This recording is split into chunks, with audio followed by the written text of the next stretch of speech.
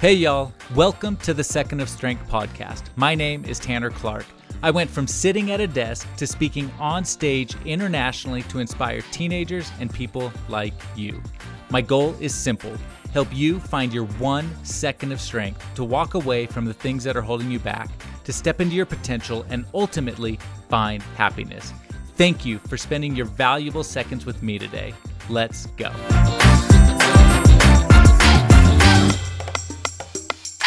What is going on? Welcome to this week's episode of the Second of Strength podcast. As always, I'm so grateful you're here and that you're spending your valuable seconds with me today. I know there's a lot of things, a lot of places that you can be, so I'm grateful that that you find this important, and hopefully it helps you. And I think today's episode will do that. And whether so this episode is going to touch on 5 things that I think are really important that we teach our sons, but it's not just sons, it's daughters, and it's not just kids, it's you. And so these are 5 things that I think ultimately we all need to learn, we all need to be better at, but ultimately things that I hope my kids learn, hope that I can teach them, and I think things that you can teach your kids as well. So before we get started, if you take a second, go to the show, leave wherever you're listening to it, leave it a rating and a review. It helps broadcast this to more people, so more people can hear these things, so that they can teach their kids. And one of the things that I always talk with parents about, or that I always hear from parents, is, well, yeah, I can protect my kids, but what if their friends aren't abiding by the same rules? Well, this is the kind of thing. If you share this episode and their parents start listening, then hopefully we can start changing the dynamic around your kids as well, and insulate them a little bit so that they can, so everybody, I don't know. I think if everybody was hearing and doing the same things, ultimately we'd be in a lot better space. And that doesn't mean that we're lemmings. It just means that I think that we can serve, especially these 5 things that I'm going to talk about today, that I think we can be really well to learn personally. But so 5 things that I hope that that my kids know, 5 things that I hope your kids learn, and ultimately, and it doesn't matter where they're starting from. I think a lot of times we think that, we've gone down a path and it's too late. I want you to know it is never too late. It's never too late to help your kids. It's never too late to change yourself. It's never too late, but we have to start. We can't just throw in the towel, right? I think sometimes we get this all or nothing mentality where we think, I think about working out a lot, right? Where it's like, I don't have time to work out, and so I'll do nothing. And it's like, well, couldn't you do 10 jumping jacks? Couldn't you do 5 push-ups to keep a promise to yourself? Couldn't you do something like that? And I think that sometimes just a little bit is better than nothing. And I think when it comes to, if you feel like you're too far down a road with your kids, I promise you're not. It will take effort. It will take time. It will take consistency, but I promise you're not. And so, but these are 5 things that I hope that my kids learn. And the first is respect and empathy. I think that respect and empathy is something that is getting lost in today's selfie generation. Everybody has a smartphone.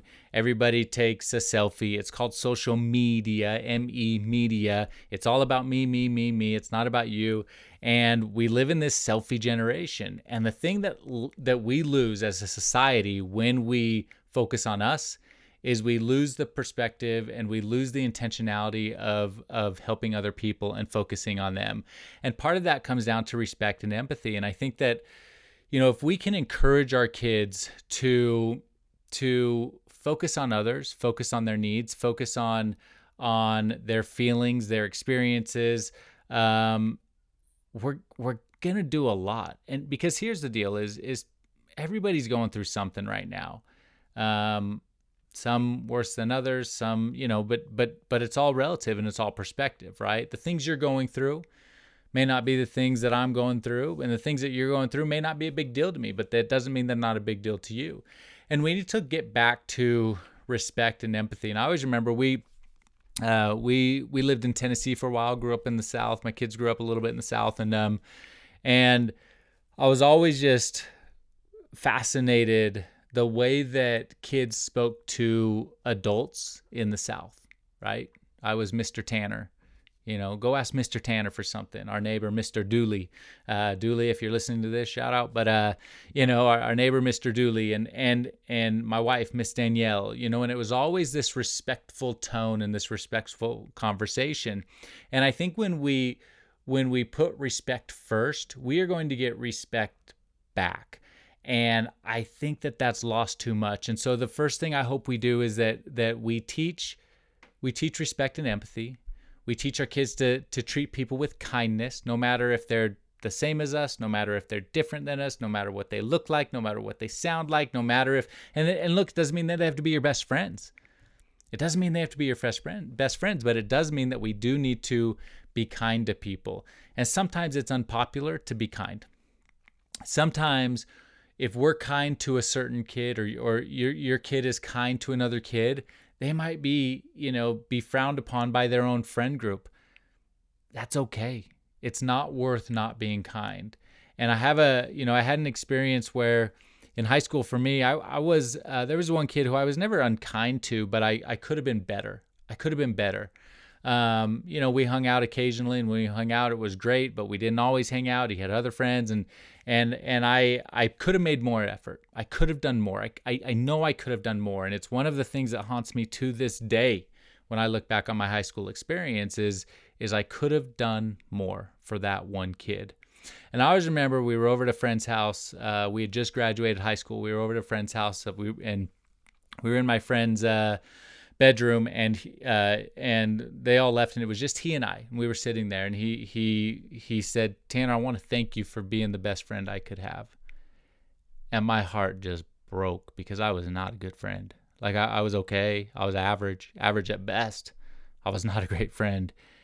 I wasn't rude. I could have been better. But I think that ever since that experience, I've always tried to err on the side of kindness, try and err on the side of doing a little bit more, try and err on the side of giving people the benefit of the doubt, because I just don't think that if we are more respectful and more kind and give people more empathy, then we are going to do more to change their life and help them in their future than it costs us to just do it. So that's the first thing, respect and empathy for your kids. The second thing to teach boys to help them be young men is along the lines of respect and empathy, but it's emotional intelligence. I think that God gave us emotions. He gave us a lot of emotions. Pick the emotion, right? Happy, sad. We could be crying. We could be fearful. We could be loving. We could be, there's a whole wide range of emotions. And I think he gave them to us to use. I think he gave us our emotions to use. And I think sometimes we don't, or we think it's too macho to cry, or we think that, we have to be strong all the time. And, I remember, talk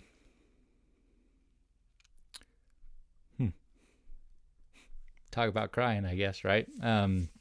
Wasn't expecting that. I remember the first time I saw my dad cry. I never forgot it. And it didn't mean that he was weak. It doesn't mean that he was less than, but he showed emotion. And I remember it was when his dad died. I remember being in the car with him, and I remember him showing real raw emotion that day. And I think that it gave me permission in my life to show real raw emotion. And, my dad he never came across before that as like not showing emotion. I just never saw it, or I was never there, and never experienced that side of him. But I did that day, and it gave me pause. And I can picture the scene to the T this moment. And I can also remember what I felt as he showed that emotion. And so I think that we have to have emotional intelligence, and we have to tell our kids and teach our sons that it's okay to show and feel and have emotions. It's okay. And it doesn't mean you're not strong. It doesn't mean that you are, that you're weak. It just means that you're normal. And we were given these emotions to have, to share, to experience the fullness of life. And when we are willing to show our emotions in full, then we are able to be received authentically by others in full. There's power in that. There's power in that. And it actually is what creates real connection, because not only do we have to be in touch with our own emotional feelings to have emotional intelligence, but what it does is allows us to be perceptive of other people and help your kids be perceptive of other people when they need to show, when someone else is showing emotional intelligence. And then when we do that and we have that connection, then we're able to help people where they're at. We can help people where they're at. And I want you to think about being in high school and the power of being able to help one of your friends where they're at. Help them in that moment, help them in that setting, because the reality is we look at high school, we look at middle school, high school. Middle school is one of the hardest things ever, y'all. When I speak in middle schools, goodness gracious, middle schools are going through it. But your kids have the power to help their friends through this difficult time of life, but you have to be on the emotional same playing field to do that. So teach your kids, help them know that it's okay to show emotions. And I will probably get hate messages on Instagram for this because people are macho, and people think that you can't show that and dads have to be strong. And I'm telling you, I don't believe that. I just don't believe that. I believe that showing emotions and showing your full breadth of emotion is strength. That's what I believe. And if that means shedding a tear at the moment where you feel like a tear needs to be shed, then so be it. So be it. But don't hide and think that you're being strong. I don't believe that. That's not something I buy into. So, and again, that's my opinion. You can disagree if you want to disagree. But emotional intelligence, the second thing we need to teach our kids. The third thing is responsibility and accountability. I think that helping your kids know the importance of fulfilling commitments and being relied on is so critical. And you think about future careers, you think about future commitments to spouses, you think about commitments to friends, you think about commitments to schoolwork, you think about all these commitments in our lives. And it comes down to being responsible and then being accountable to whatever that thing is. And even if we mess up, even if we fall short, sometimes we have to be accountable to that. And I think, first and foremost, we do this. We teach them this by being responsible and accountable in our own lives, right? Show them how to do it. Show them when you make a commitment, you mean it. Don't quit on yourself. Don't give up on yourself. Don't stop short of your goal because something got in your way. What are we teaching our kids if we stop short of who we can become because something got in our way? What are we showing them? The number one way we get to show our kids, teach our kids how to be responsible is taking responsibility of our own life and becoming the person that we can become. That's how we do it. That's how you do it. And when we teach our kids that, look at the long runway they have of life to grow and become the people that they can become. And look at the person that they get to look to as somebody who did it. You fulfilled your commitments. You became a responsible person and were accountable to your goals, to who you wanted to become. And now they have a beacon of light to follow because you decided that you were going to do it in your life. Our kids have to learn. Our teenagers, our sons, our daughters have to learn how to be responsible and have to learn how to be accountable to one, who they can become, and then to everybody else. And when they do that, they're going to find this power that is going to change them. It is going to help them walk into this potential that is absolutely incredible. And it starts with you. It starts with you deciding that you're going to do that in your life. I don't care what the excuses are. I don't care what's holding you back. I don't care what's held you back in your past. I don't care what baggage you carry. I care what you do from here on out. I care that you decide that you are important enough and your kids are important enough that you are going to walk the walk so you can talk the talk with them. That's what you have to do. So, getting a little fired up here. It's getting hot down here. That's third, responsibility and accountability. Got to teach our kids that. The fifth one, again, these are all related, but it's honesty and integrity. Teach your sons to be honest and teach them integrity. Help them know. I don't even know if they know what the word integrity means, right? I'm going to go have a conversation with my kids on this. Like what is integrity? And you have to teach them that because that is where trust comes. That is where trust comes. And, you think about your personal relationships or your teenagers' personal relationships in their life. And you think about those relationships are strengthened through trust, right? When we lived in Phoenix, Arizona, we always had these big sandstorms. If you live in Phoenix, you know exactly what I'm talking about. If you don't live in Phoenix, it's like if you ever saw the movie The Mummy and there's that big dust storm that comes like rolling in. That's what these dust storms are in Phoenix. They're called haboobs. I don't know why, but that's what they're called. And so we've got these dust storms that are rolling in, and with it comes a strong wind.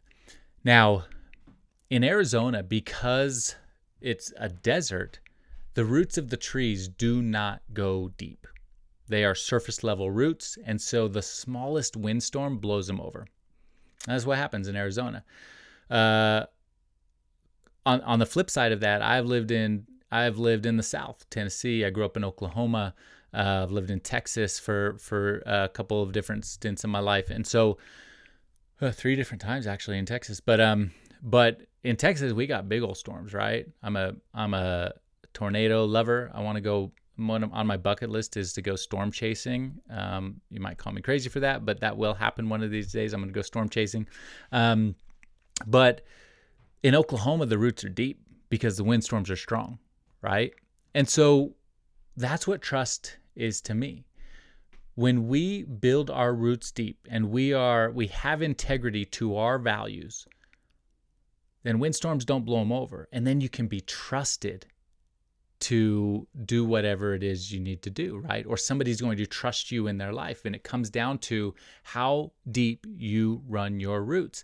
And so help your kids know that when they make a choice, hard, difficult, easy, whatever it is, to stay true to what they've decided and stay true to that choice, because it will make all the difference in their life. And I think about in my life as I've done that is just making sure that people know that you're going to do what you say you're going to do. You're going to follow through. You're going to get up early if you have to get up early. You're going to stay up late if you have to stay up late. You're going to record another podcast if you say you're going to record another podcast. Whatever it is, right? Like if you say you're going to do something, do it. And when people know that they can rely on you because you're an honest and integral person, then more things are going to come your way. Good is going to come your way, right? When I was in graduate school, we wrote on a piece of paper. It was just a little, I guess it was an index card that was cut in half. And at the top of that index card, we wrote, "I will never, ...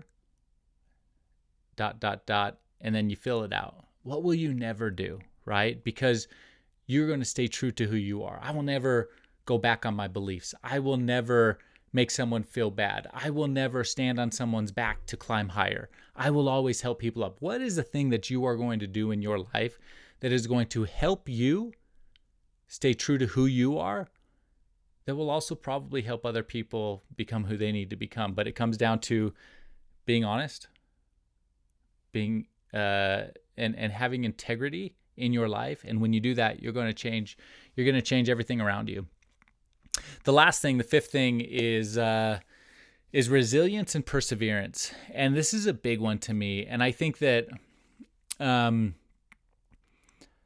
life is going to be hard.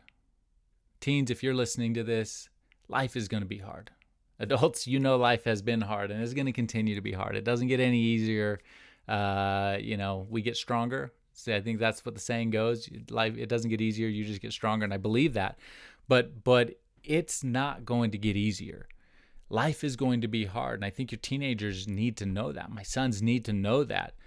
But there is one of the most important things. I guess there's 5 things I'm talking about today. So one of the 5 most important things that you need to do is teach your kids how to be resilient, how to stand back up.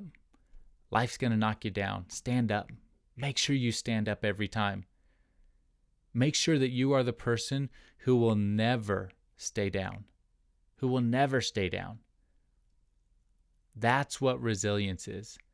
And perseverance is make sure that when you stand back up, you take a step forward. Stand up, take a step forward. Stand up, take a step forward every single time. And I know, that when you do that, and sometimes it is so hard, y'all. I mean, and I can tell you how many times I've been knocked down in my life. And there's times even in my work week where I just feel so battered and so bruised. And, or I think about speaking at schools or talking with schools, and all of a sudden the school backs out or something like that, and there's times in life where you just feel like you are getting beat up, and you might feel over and over and over again that nothing is going right and nothing is going your way. But you know what? It will. But you got to be resilient, and you got to stand back up. But standing back up is not enough. You got to take a step forward. You have to continue on. You have to continue on your journey. And when you teach your kids that to chase dreams and chase passions and become the person that they can become, and you set and establish with them the why. Why is it so important to do that? Then they will begin to take those steps forward, right? I think you think about those teenagers, you think about the first steps they ever took. Man, those were funny steps, right? They just wobble, they fall, whatever. But they always get back up. And they always take a step forward. And they've been doing it since their year one of their life. And that's not going to change. The difference is that our mindset changes, right? We've now started to tell ourselves that we can't, or we start to bring in our value, or we don't think we're good enough, or we don't think we're strong enough, and we think our self-worth is down. But that's when we have to stand up even more. It's even more important that we stand up when our self-worth is down. Stand up, take a step forward. Stand up, take a step forward. And when you find your 1 second of strength every single time to stand up, life changes for you, because you become the person that will not stay down. And if you make that a non-negotiable in your life, I call them non-negotiables, right? Things that you are going to do no matter what, right? For me, a non-negotiable is working out. I do it on the other side of this wall here if you're watching this on YouTube, but it's a non-negotiable for me to get up every morning and go work out. What is the non-negotiable in your life? And one of those non-negotiables should be that you will never stay down. You will stand up every single time you get knocked down, every single rejection, every single time something hurts, every time somebody says something that maybe bullies you or makes you feel bad. You're going to stand back up, and you're going to be stronger, because nobody gets to keep you down. And then you're going to find your second of strength and take one step forward. Because when you take that next step forward, you show that you are stronger than what was in your past. That is the power of being resilient and persevering. It shows that you are strong enough to stand up, and you are strong enough to walk forward and walk away from the thing that knocked you down in the first place. So 5 things. I hope they help. I just think that our sons have so much. Sons, daughters, it doesn't really matter, but specifically sons, I guess, on this one. But our sons have so much to live for. They are so incredible. And these 5 little things are going to help them. Respect and empathy, emotional intelligence, responsibility and accountability, honesty, integrity, and resilient and perseverance. And when they can start to learn those sorts of things, they are going to be these just these incredible kids who are going to do so much good in this world and help so many other people. And look, if we have a bunch of teenagers who are helping other people, this world is going to be awesome. So anyway, hope this helps you. Reach out, send me a note on Instagram at @RealTannerClark, REAL Tanner Clark. Let me know what you thought. Hopefully this helped you. Listen to it with your teenagers. I think that, look, we only get better by teaching them. They only get better by hearing it. So have these conversations with them. And as always, I hope this helps you. And now go find your 1 second of strength and, be happy. Thank you for listening to today's episode. I hope it helped you. If you haven't already, hit subscribe so you never miss another episode, and leave a review for the show. And as always, go find your 1 second of strength and be happy.